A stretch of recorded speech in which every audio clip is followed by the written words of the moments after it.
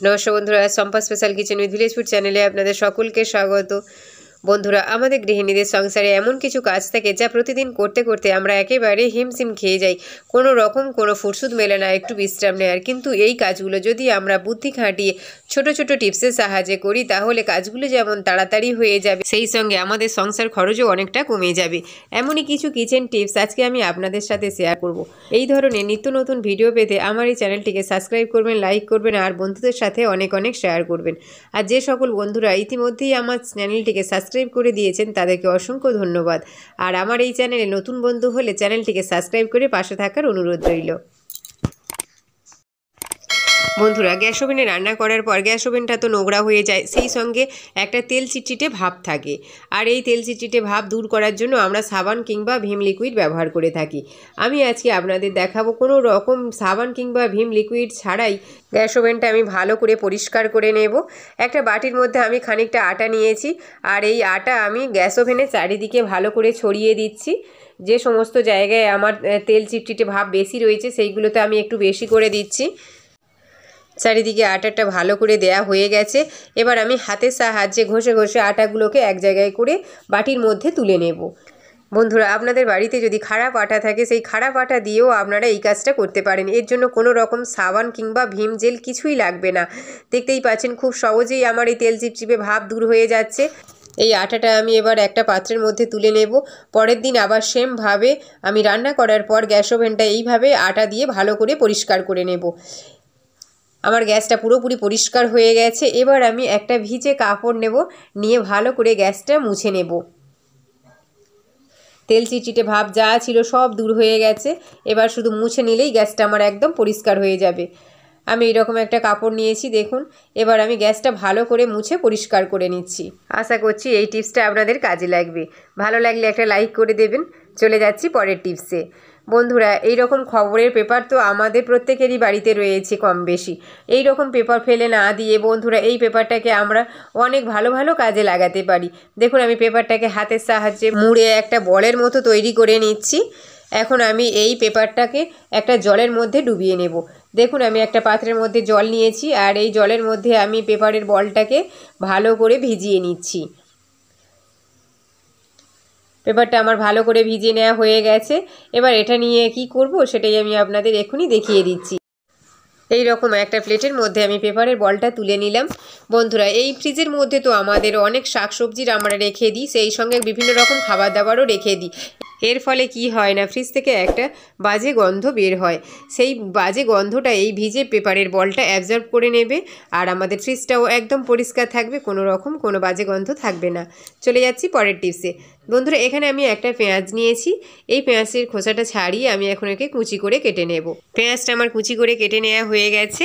এবার আমি একটা গ্যাস ওভেনের মধ্যে পাত্র বসিয়ে দিয়েছি। এই পাত্রের মধ্যে আমি কিছুটা জল দিয়েছি।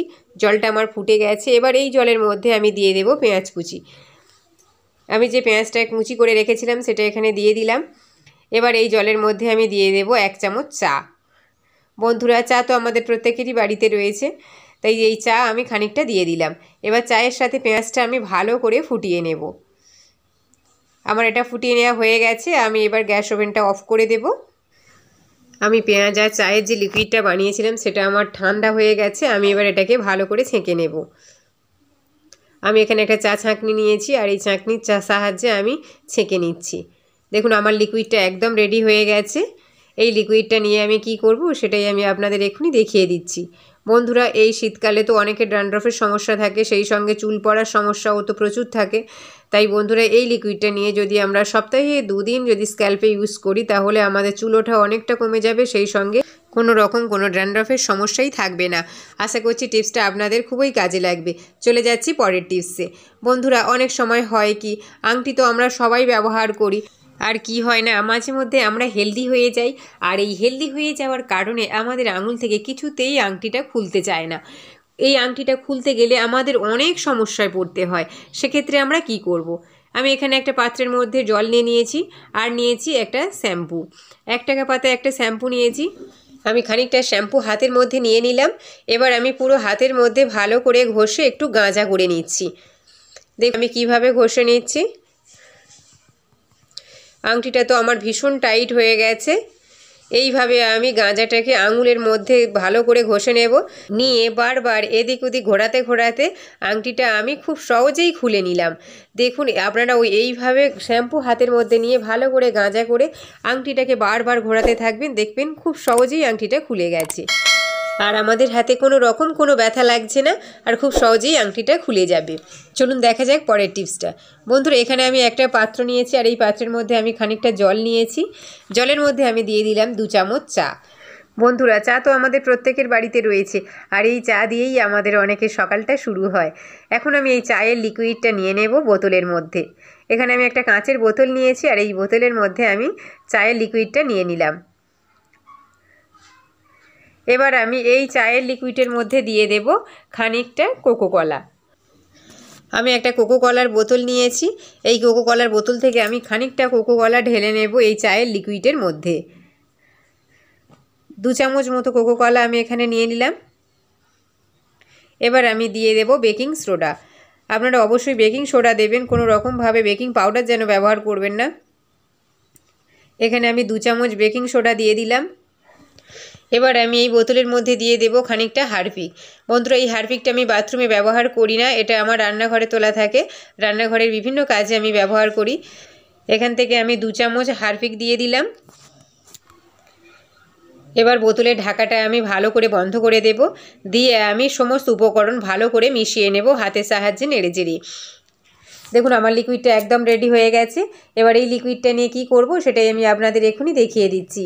বন্ধুরা, এই রকম বালতিতে জল রাখতে রাখতে যখন আয়রন পড়ে যায় তখন সেটাকে তো আমরা ফেলে দিতে পারি না, তাই এই বালতিটা আমি ওই লিকুইডটার সাহায্যে ভালো করে পরিষ্কার করে নেব। দেখতেই পাচ্ছেন বালতির উপরটা আয়রন জমতে জমতে একদম সাদা হয়ে গেছে। এই বালতিটা আমি এখন ওই লিকুইডের সাহায্যে ভালো করে পরিষ্কার করে নেব। দেখুন আমি লিকুইডটা নিয়ে নিয়েছি।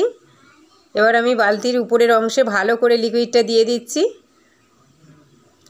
এবার আমি একটা স্কচব্রাইট জালি নিয়েছি, আর এই জালির সাহায্যে আমি ভালো করে এটাকে ঘষে পরিষ্কার করে নেব। এইভাবে আমি পুরো বালতিটা ঘষে নেব। বালতিটা একদম নতুনের মতো পরিষ্কার হয়ে যাচ্ছে। বালতিটা আমার ভালো করে ঘষে পরিষ্কার করে নেওয়া হয়ে গেছে। এবার আমি এই বালতিটা ধুয়ে আপনাদের দেখাবো। ধুয়ে আনার পর দেখতেই পাচ্ছেন আমার বালতিটা কত সুন্দর পরিষ্কার হয়ে গেছে, একদম নতুনের মতো চকচক করছে। উপরের যে সাদা অংশটা ছিল সেটা একদমই উঠে গেছে। আশা করছি এই টিপসটি আপনাদের খুবই কাজে লাগবে। আমার এই ভিডিওটি ভালো লাগলে বাড়িতে একবার ট্রাই করবেন, আর কেমন লাগলো অবশ্যই কমেন্ট বক্সে লিখে জানাবেন। ততক্ষণে দেখা হচ্ছে অন্য কোনো ভিডিওতে। ভালো থাকবেন, সুস্থ থাকবেন, ধন্যবাদ।